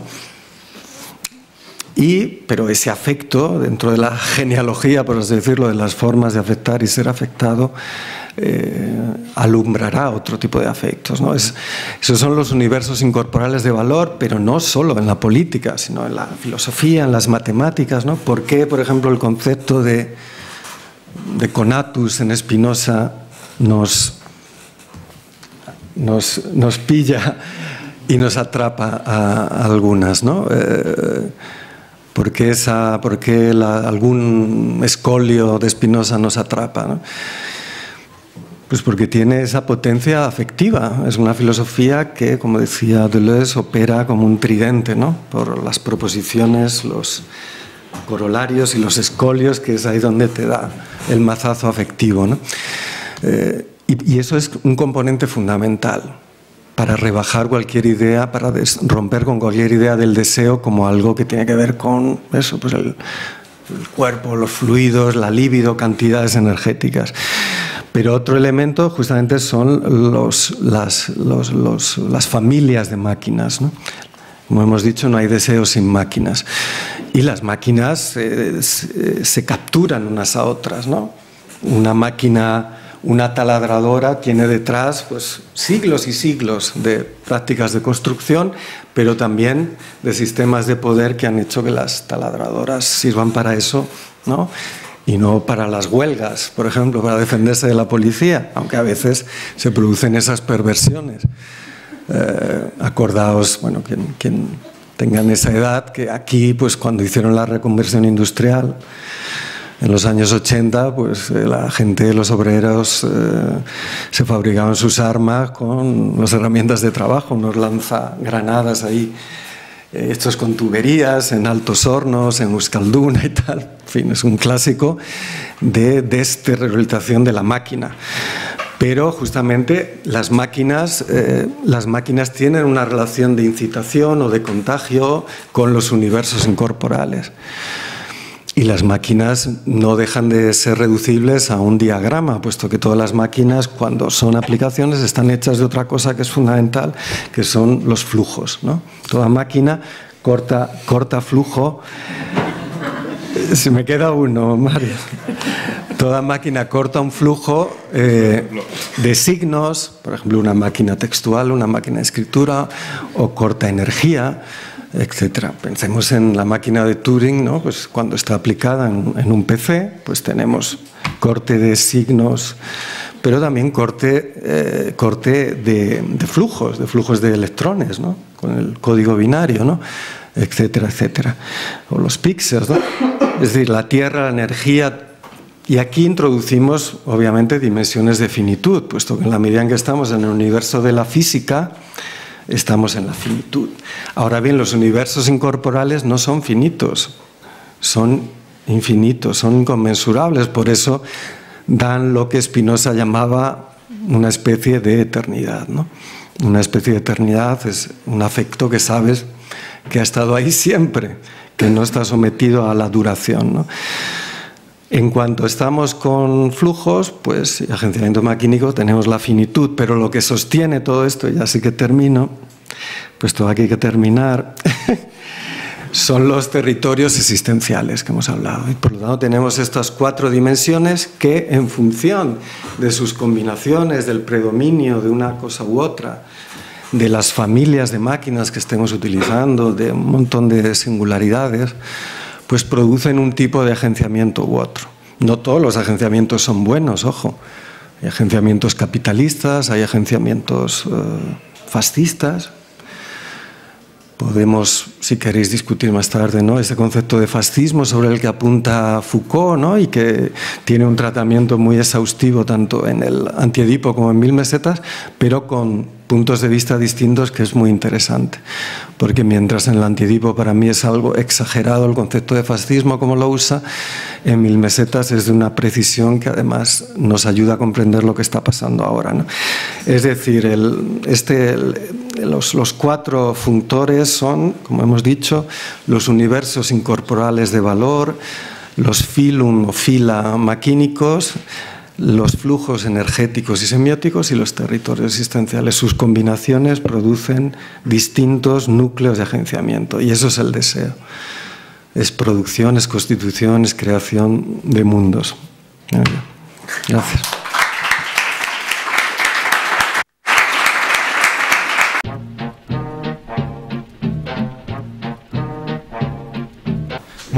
muchas gracias por la charla, lo primero. Y para empezar, el concepto de flujo, aunque has hablado mucho de él, como sigue sin quedarme muy claro, entonces si pudieras dedicar un poquito a eso. También porque has definido la transversalidad como la capacidad de detectar los sistemas de alineación en los que uno está metido. Y con Mario, por ejemplo, estuvimos trabajando el concepto de alienación, pero si puedes como dar tú una definición o hablar un poco de qué es la alienación, a mí personalmente me vendría bien porque es algo a lo que le estoy dando vueltas. Y luego, en torno a esto también, hay algo, que esto es igual una intuición, que es como los grupos de afinidad, como grupos en los que se trabaja la transversalidad y como grupos de sujeto, ¿no? Entonces, como, no sé si es pertinente hablar de eso, como todo esto que está viniendo o no. Muchas gracias. ¿Alguien más? Así, sí, se escucha. Si os lo acerquéis mucho, se... Bueno, muchas gracias. Ha sido muy interesante. Y nada, quería, si podías contar lo que has dicho de 1000 mesetas y cómo podemos decodificar, entender, pues, ahora en un momento en el que el fascismo está tan en auge. Sí. No, se oye, ¿no? ¿Sí? Vale. Sí, me gustaría que una cosa que has dicho muy brevemente, la relación que siempre se hace de Guattari con la posmodernidad, si podrías comentar un poco el porqué y bueno... Eso. Vale, nada. Yo quería que hablaras un poco más de la esquizofrenia. Sí, para que tengamos más tiempo, pero es todo culpa mía. A ver, sobre los flujos, en el psicoanálisis, pues justamente se ve que el deseo como carencia, pues es deseo de algo, hay una corporización, ¿no? La progresiva abstracción o multiplicación de esos objetos de deseo lleva, por ejemplo, con Melanie Klein a los objetos parciales, ¿no? Es decir, que el deseo de una persona o incluso el deseo materno, ¿no? En las interpretaciones edípicas no es deseo de toda la madre, sino es del seno, es deseo de una parte de la cara, es deseo anal, etcétera, etcétera, ¿no? Hay una multiplicación de esos llamados objetos parciales. Si veis, hay un proceso de abstracción creciente hasta que llegamos al objeto minúscula de Lacan, que dice, pues es que da igual, son todos significantes. Tenemos esa fijación de pensar en un referente corporal verdadero, ¿no? Y no son o significantes o imagos, ¿no? Por eso la tripartición lacaniana entre lo imaginario, lo real y lo simbólico, ¿no? Lo simbólico es siempre el significante, lo imaginario es torna a esos imagos, ¿no? El falo imaginario, ¿no? Que nadie lo tiene, pero todo el mundo lo anhela. El significante, la ley, el nombre del padre, ¿no? En el caso de la toma de palabra, de los significantes, etcétera, ¿no? Pero en el caso de, digamos, de los objetos del deseo, cuando introducimos la noción maquínica, pues siempre hay energía, en el caso, imaginamos, o siempre hay un material. Ese material viene dado digamos, en paquetes, en cuanta, en flujos, ¿no? Es decir, es una abstracción que permite circunscribir aquello con lo que trabajan las máquinas. Y por lo tanto viene siempre dado en, digamos, un flujo de material, ¿no? Que puede ser cortado, finitizado, siempre en la medida en que es energético, espacio-temporal, es limitado, es medible, ¿no? Está intrínsecamente codificado, ¿no? A los niveles también, digamos, inframoleculares o infraatómicos, etcétera, etcétera. Y es lo que corta una máquina, ¿no? ¿Qué hace un acelerador de partículas, ¿no? El colisionador de hadrones del CERN, pues lo que hace es, ¿no? Cortar un flujo de protones, por ejemplo, y pillarlos y estallarlos y a ver qué sale ahí. Otro flujo de partículas, ¿no? Que que se trata de analizar y repetir y repetir y repetir. Por otra parte, recuerda que quiere decir que no hay definiciones canónicas en esquizoanálisis, sino más bien si nos ayudan a trabajar con los conceptos. Yo creo que el flujo es aquello con lo que trabaja la máquina, cortándolo, procesándolo, codificándolo, ¿no? Lo de, también decías lo de la transversalidad y la alienación, ¿no? Ni yo personalmente, ni creo que Guattari ni Deleuze les gustaba mucho la alienación, el concepto, ojo, pero sí es cierto que en ese ámbito sartreano que hemos dicho antes, estaba muy presente, ¿no? El concepto de alienación. No sé, y yo creo que todo el mundo tenía presente pues justamente categorías hegelianas o incluso más aún las categorías de los manuscritos del 44 de Marx, ¿no? La alienación del trabajador con respecto a sí mismo y la conversión en mercancía como, digamos, como alienación en objeto de lo que es un sujeto creador, ¿no? Capaz de producir, capaz de amar, etcétera, etcétera. Esa dialéctica que implica una resolución, ¿no? Ese es el problema de la alienación. Primero presupone una esencia que ha sido alienada, presupone una desalienación posible, que sería volver a la esencia, volver a lo propio, etc. Yo creo que son categorías que no funcionan en el esquizoanálisis, pero sí que respondían a una cierta, vamos a llamarla fenomenología, ¿no? A una serie de casos o de problemas que se presentaban sobre todo en la universidad, que es donde trabajan mucho los grupos, y claramente en el manicomio, ¿no? En las clínicas psiquiátricas, donde alienación, ¿qué significa? Que justamente los esquizofrénicos, y ahora hablamos de la esquizofrenia, están convertidos en no personas. Es decir, ahí hay una clara alienación, incluso desde el punto de vista jurídico, porque sabéis que alienación también es un concepto jurídico. Alienar bienes es que te quiten lo tuyo, lo propio, ¿no? Y en ese caso era la personalidad, la humanidad. Entonces desalienar era lo mínimo que podías hacer, que es tratar a un esquizofrénico con mayor o menor grado de, ¿no?, de cronicidad o de efecto de un maltratamiento psiquiátrico como una persona capaz de recuperar la palabra, los sentimientos, etc., ¿no? Tiene más ese sentido, ¿no? La transversalidad no tiene tanto que ver, a mi modo de ver, con la desalienación, sino con la capacidad de diagramatizar la situación institucional en la que estás, ¿no? Y ver, romper con la ley implícita o la ley instaurada en la institución, sus finalidades, sus mitos, sus discursos, el rol y el placer que se te asigna por estar ahí, y romper con todo eso y ser capaz de hacer que los demás, ¿no? No solo tú, sino los demás que están en la institución hagan eso. Esto era una idea justamente que se puso en la práctica en la clínica de la Borde, ¿no? Por eso Jean Houry le dijo a Guattari: tú que estás con grupos y grupúsculos todo el rato, vente aquí y aplica el método de los grupúsculos aquí a la clínica, ¿no? Entonces hacer reuniones donde hablar, los locos, el cocinero, las limpiadoras, el médico, todos igual, ¿no?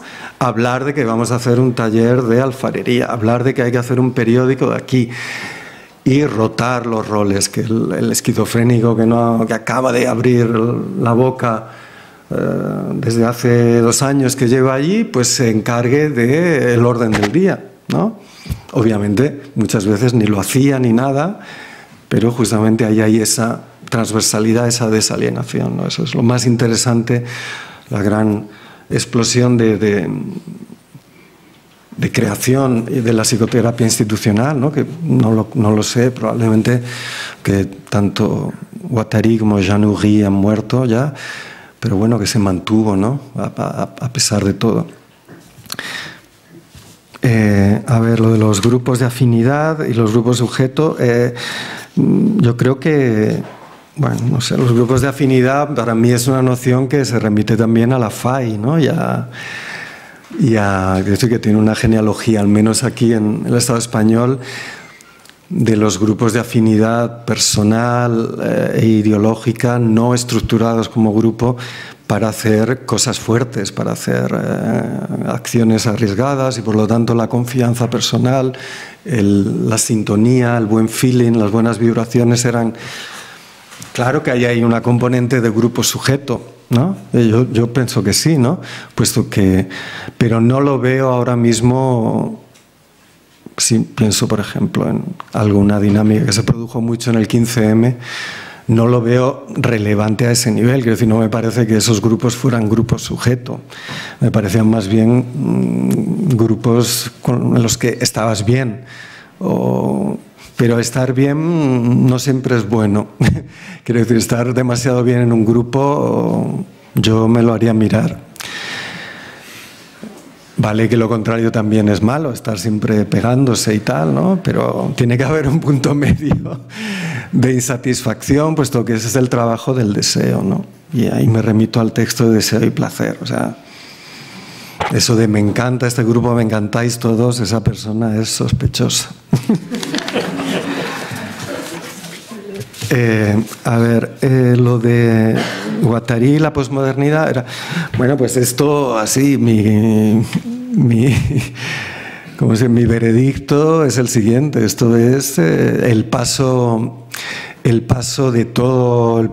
O sea, hay una cosa que primero se llama postestructuralismo, que eso se inventó en Estados Unidos, porque no sabían en los programas, en los planes de estudio, no sabían dónde meter toda esa gente, en fin, rara, francesa, etcétera, que aparece justamente después de Lévi-Strauss, después de Lacan, etcétera. Entonces se inventaron postestructuralismo y ahí tienes cosas tan incompatibles como Baudrillard y Deleuze-Guattari, o no te digo ya, pues a Antonio Negri. Es decir, todo se mete en ese caparazón académico que servía para crear unos títulos en la universidad. Luego...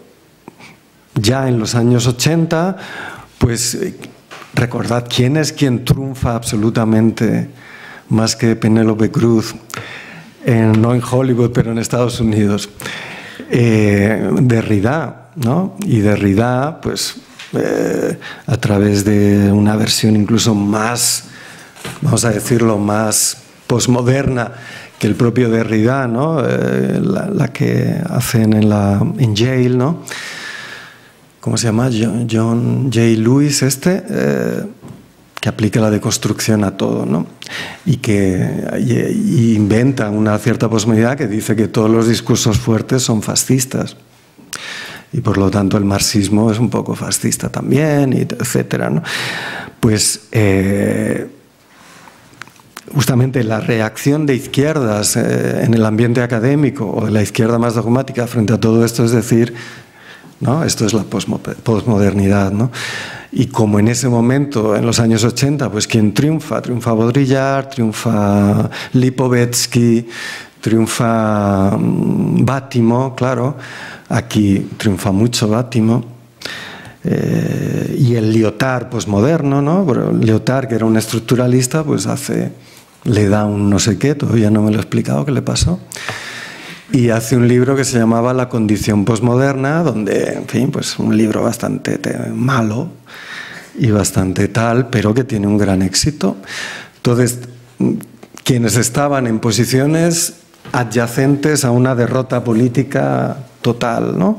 Que fue la del post-68 en Francia, y luego, un poco más tarde, la de la autonomía y los movimientos del obrero social en Italia. Pues en los años 80 coincide todo, entonces esas singularidades, esas creaciones conceptuales ya nadie las reconoce y quedan todas subsumidas en posmodernidad, ¿no? Es decir, un discurso blando, un discurso líquido, un discurso de aceptación de lo existente, etcétera, etcétera. Y hasta nuestros días, ¿no? Digamos, ahora pues tenemos a ¿cómo se llama? El Bernabé.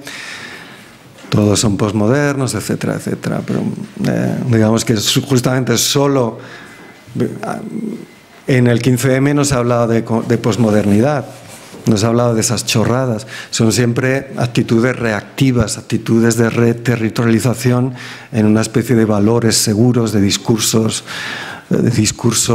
salvadores, ¿no? y de identidades fijas que permiten aparentemente atravesar una crisis. El tema de 1000 mesetas y el fascismo, pues justamente en el Antiedipo, como veis, el fascismo se identificaba, bueno, que no lo dice en el texto de Deleuze, pero digamos que hay los dos polos, el capitalismo y la esquizofrenia, y hay dos figuras que idealmente, por así decirlo, son adyacentes a ambos polos. Justamente en el capitalismo y su reterritorialización estatal, familiarista, identitaria, nacional, está el paranoico, ¿no? Pero son dos polos, ojo, que oscilamos entre ambos polos. No, solo hay dos figuras, por así decirlo, que están como cristalizadas y son difíciles que vuelvan. Una es el fascista, ¿no?, que es un paranoico que, digamos, se ha cristalizado y que ya no se puede deshacer, solo hay que liquidarlo. Perdonad por la indicación. Y luego está el esquizo, ¿no? El esquizo como figura clínica, que es aquella persona que justamente pues, vive un proceso esquizofrénico, y ahora veremos un poco cómo se define la esquizofrenia en este sentido, y digamos que le han reventado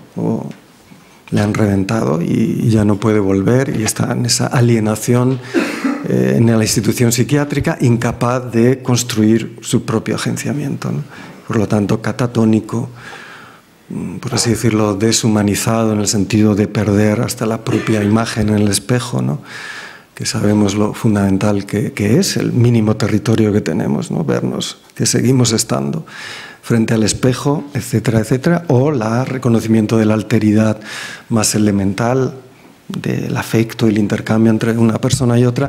Es decir, el machacado esquizo es la figura, ¿no?, la figura de desecho, por así decirlo, de una polaridad, que es la polaridad de las líneas de fuga, que es la polaridad de todo lo que escapa a la reterritorialización capitalista en el Estado, en el valor de cambio, en la familia, en la identidad, en la nación, etcétera, etcétera. Entonces, esa es la teoría del fascismo, que a mí me parece que es demasiado general, demasiado, ¿no?, que mete todo en el mismo saco, pero en 1000 mesetas hay una meseta justamente que sobre bueno, hay varias donde habla del fascismo. Una sobre la micropolítica y la segmentaridad, que os recomiendo que leáis, porque justamente habla de que estamos hechos de segmentos, ¿no?, de segmentos que nos delimitan y que vamos atravesando la familia, la fábrica, la universidad, la pareja, etcétera, etcétera, y hay segmentos más duros y segmentos más flexibles, ¿no? Los segmentos más flexibles están vinculados a una máquina que las desterritorializa, y ese tipo de máquinas que rompen los segmentos son las máquinas de guerra. Una máquina de guerra, bueno, sí, también es una máquina que utilizan los ejércitos, ¿no?, que se utiliza en las guerras, pero justamente como aplicación técnica, esa idea, esa distinción entre la aplicación de las máquinas y su dimensión abstracta, diagramática, que nos permite construir otros usos. Pues las máquinas de guerra, justamente cuando no están en manos del Estado, en manos del ejército, su operar con los estratos, con los flujos, es de romperlos, permitir las líneas de fuga, romper los obstáculos, ¿no? Es lo que hacen las máquinas, rompen los misiles, la radiación, las flechas, rompen estratos, ¿no?, protectores. Entonces, en 1000 mesetas, la segmentaridad flexible, la que nos permite desterritorializarnos y convertirnos en una línea, ¿no?, en una línea que inventa su propia dirección, puesto que no está ya referenciada,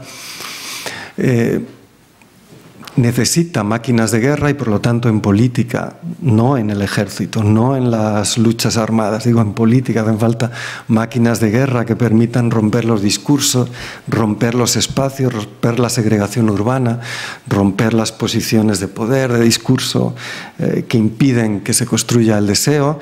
Pues bien, la teoría del fascismo que hay ahí es la siguiente, y yo creo que es muy, muy buena. La máquina de guerra, el fascismo es cuando el Estado se apodera de la máquina de guerra. Ese sería el fascismo régimen, ¿no? Es decir, cuando cuando la máquina de guerra se apodera del Estado, el Estado se apodera de las máquinas de guerra para los ejércitos, ¿no? Porque al fin y al cabo, ¿no? Pensemos, los sistemas y las generaciones de armas están vinculados al deseo y a las invenciones, ¿no? Y a las civilizaciones. En fin, es absolutamente insuperado, inigualado la relación entre los aparatos de captura, el Estado y las máquinas de guerra nómadas en el origen y transformación de las civilizaciones, y de eso se habla en Mil mesetas, ¿no? Por ejemplo, la invención del jinete nómada y el arco, ¿no? Que cambia completamente y destruye imperios. Los sistemas de armas, ¿no? Ahora que se habla de las fake news y tal, pues no dejan de ser máquinas de guerra, de información, que producen absolutos agujeros en el orden y en la capacidad de gobierno. Pues bien, cuando esa máquina de guerra, en vez de viceversa, se apodera del Estado y lo pone al servicio de esa destrucción, eso es el fascismo. Pero no hay fascismo sin que en el plano personal o en el plano de los grupos, ¿no? Esos grupos sometidos, ¿no? De ese grupo paranoico que asume que España, ¿no? Está quedando sin españoles, que la raza blanca está, etcétera, etcétera, que las mujeres quieren venganza, que el hombre está amenazado, todos esos, ¿no? Estilemas o ritornelos del fascismo actual, se conecta con una máquina de guerra. Cuando ese grupo sometido adopta una máquina de guerra para combatir y destruir todo, ¿no? Y desde el punto de vista del grupo sometido, que construye una noción importante en el esquizoanálisis, que es la de agujero negro, ¿no? Un agujero negro que es justamente aquello que traga con todos los elementos del agenciamiento y los destruye, ¿no? Se puede tender a identificar el agujero negro con la pulsión de muerte del psicoanálisis, pero la gran diferencia es que la pulsión de muerte, como sabéis, es un destino que está ahí siempre, ¿no? El binomio sexo-muerte está siempre, ¿no? Porque el principio de placer está íntimamente ligado al principio digamos, a la pulsión de muerte, al thanatos. En el caso del esquizoanálisis, no, es un mal tropiezo. Es decir, hay grandes peligros en la construcción del deseo, la claridad, el vamos muy bien, etcétera, esto no tiene fin, la ilusión de eternidad, etcétera, o una recaída paranoica que lleva a que justamente esa fuga tuya de la máquina de guerra, lo único que se convierta en un atrápalo todo de cualquier singularidad de deseo en una gran resonancia fascista, ¿no? Es decir, que el fascista quiere morir desde el punto de vista molecular, desde el punto de vista de la micropolítica. Eso define un fascista, ¿no? El viva la muerte, sin duda, pero como régimen, y pensemos en la Alemania nazi, ¿no?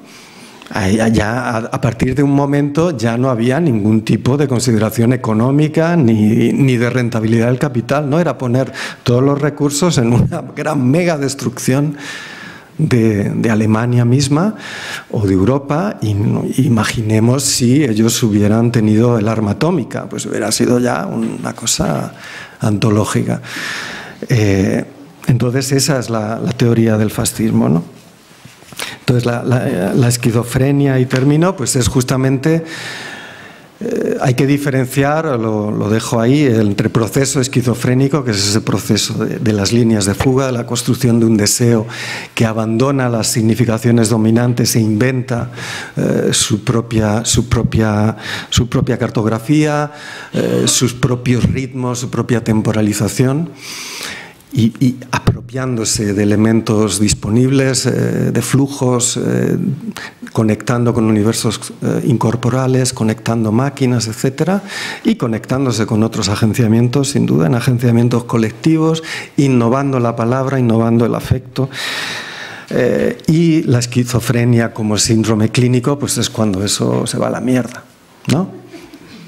Es cuando hay un catacroc, cuando hay una caída, y evidentemente ahí la clínica es fundamental. Entonces, por así decirlo, todos y todas estamos en un proceso esquizofrénico. Siempre que estemos conectados al deseo, a la revolución, a la subversión, pero siempre estamos en peligro de esa recaída, no solo esquizofrenia, sino también paranoica, puesto que el miedo, la superclaridad, el ya me lo sé todo, ya sé de qué va esto del deseo, ya sé de qué va esto de la vida, pues puede llevar a una reterritorialización paranoica y a un agujero negro, etcétera, etcétera, ¿no? Yo solamente te quería preguntar acerca de los 4 factores de los que hablabas que conformaban el deseo. Solamente quiero que los vuelvas a mencionar porque he perdido alguno de ellos. Sí, bueno, más que factores son functores, ¿no? Como functores de la función, y son los universos incorporales de valor, los fila o filum maquínicos, las familias y la genealogía de máquinas, los flujos energéticos materiales semióticos y los territorios existenciales que en sus composiciones construyen agenciamientos de 1000 tipos y de distintos grados de desterritorialización, ¿no? Pero donde se cristaliza todo eso es en el territorio existencial, ¿no? El territorio existencial, pues es decir, lo mantiene junto y funcionante todo eso. ¿Y qué es un territorio, no? Justamente, territorio es una manera de marcar los bordes, la frontera, la membrana, pero a partir de una dinámica temporal. Cada territorio existencial construye un tempo. Justamente por eso la serialización, la uniformización, la unidimensionalidad, de que todos hagamos lo mismo, de que todos nos levantemos, eso es lo que Guattari llama los ritornelos capitalistas, ¿no? Porque un ritornelo es esa frasecilla, esa cantinela que viene y va, y que tenemos que inventar la propia para hacer un agenciamiento de deseo. Cuando es siempre la misma, cuando son los 40 principales, o la voz, o no sé qué, pues problema, ¿no? Porque tenemos que romper todo eso. Bueno, pues... No, quiero hacer como una máquina de cortaflujos, lo siento mucho, pero si no, las libreras y los libreros nos van a asesinar. Y nada, y vamos, muchísimas gracias, Raúl, y muchísimas gracias a todas y a todos.